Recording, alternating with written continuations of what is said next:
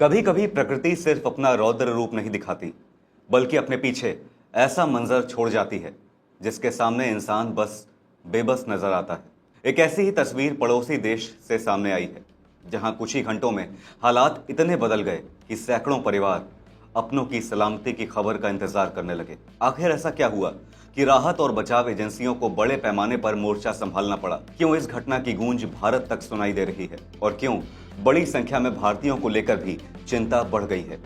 पूरी तस्वीर सामने आएगी इस रिपोर्ट में। नमस्कार, आप देख रहे हैं आपका अपना न्यूज चैनल सत्य सर्वोच्च न्यूज और मैं हूं सोम।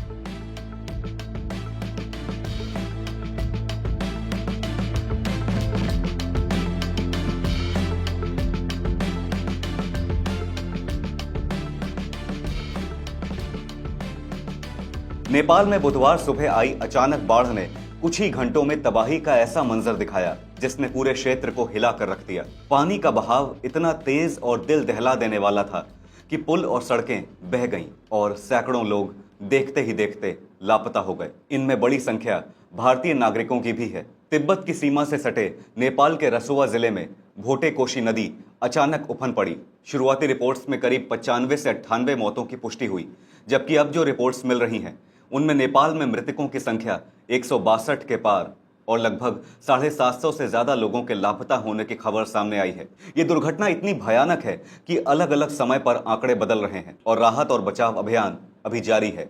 इंसानियत के नाते ये गंभीर चिंता का विषय है, पर साथ ही देश की चिंता भारतीय नागरिकों को लेकर भी है। नेपाल टूरिज्म बोर्ड के मुताबिक 384 यात्री लापता बताए गए थे। इनमें 105 भारतीय पर्यटक और 37 एनआरआई शामिल हैं। कई लोग कैलाश मानसरोवर यात्रा पर थे। वहीं बाद के अपडेट में लापता पर्यटकों की संख्या 484 तक पहुंचने की जानकारी दी गई। प्राप्त जानकारी के अनुसार तबाही का केंद्र बना है रसोवा का भोटे कोशी नदी क्षेत्र। इसके अलावा नोवाकोट और धादिंग समेत कई इलाके बाढ़ की चपेट में आए हैं। नेपाल सरकार के मुताबिक 19 मोटरेबल पुल क्षतिग्रस्त हुए हैं और करीब 40 किलोमीटर सड़कें प्रभावित हुई हैं। करीब 1 दर्जन जल विद्युत परियोजनाओं को भी नुकसान पहुंचा है।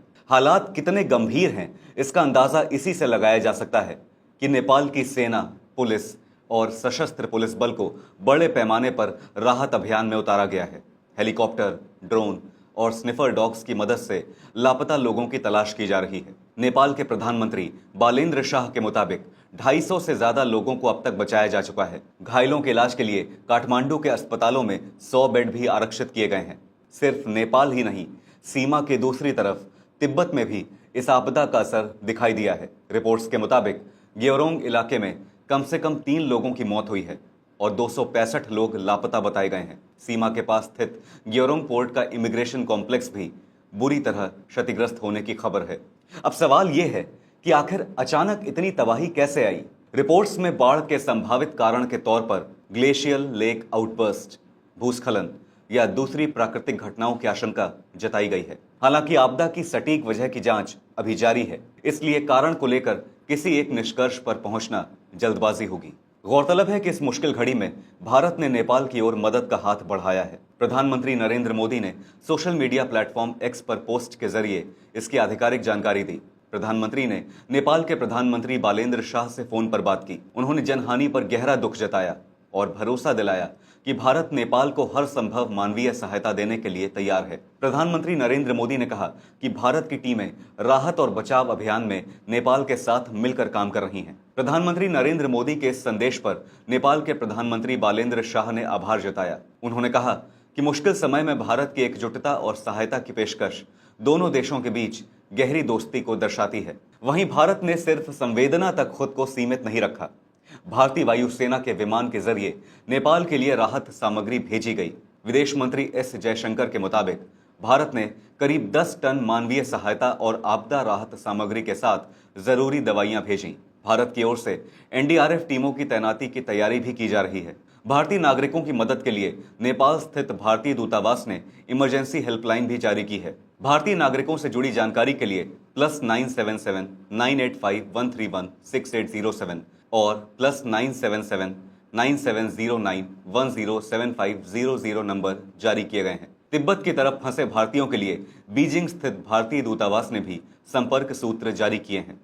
भारत के कई राज्यों ने भी अपने नागरिकों की जानकारी जुटानी शुरू कर दी है। उत्तर प्रदेश ने नेपाल में फंसे राज्य के लोगों के परिवारों के लिए हेल्पलाइन 1070 जारी की है। महाराष्ट्र ने नेपाल में फंसे पर्यटकों का डेटा जुटाने के लिए विशेष व्यवस्था शुरू की है। उधर नेपाल सरकार ने प्रभावित इलाकों में भोजन, साफ पानी, दवाइयां और अस्थायी आश्रय उपलब्ध कराने का भरोसा दिया है। लोगों से भोटेकोशी और त्रिशूली नदियों के आसपास तथा निचले इलाकों में अनावश्यक आवाजाही से बचने और पूरी सतर्कता बरतने की अपील की गई है। इस आपदा के बीच एक और बड़ी चिंता है लापता लोगों की बढ़ती संख्या।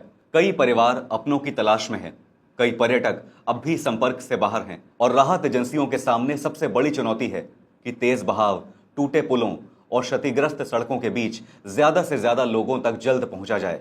नेपाल की इस त्रासदी ने एक बार फिर दिखाया है कि हिमालय क्षेत्र में अचानक आने वाली प्राकृतिक आपदाएं कितनी तेजी से बड़े मानवीय संकट में बदल सकती हैं। फिलहाल पूरा फोकस एक ही लक्ष्य पर है, ज्यादा से ज्यादा लोगों को बचाना और लापता लोगों को सुरक्षित तलाशना। और हर बार की तरह इस संकट में भी भारत का संदेश स्पष्ट है। भारत हर मुश्किल में मानवता के साथ खड़ा है। सत्य सर्वोच्च इस भयंकर त्रासदी में सभी पीड़ित परिवारों के प्रति गहरी संवेदनाएं प्रकट करता है और मृतकों को भावभीनी श्रद्धांजलि अर्पित करता है। आप सब अपना ध्यान रखें। धन्यवाद। जय हिंद।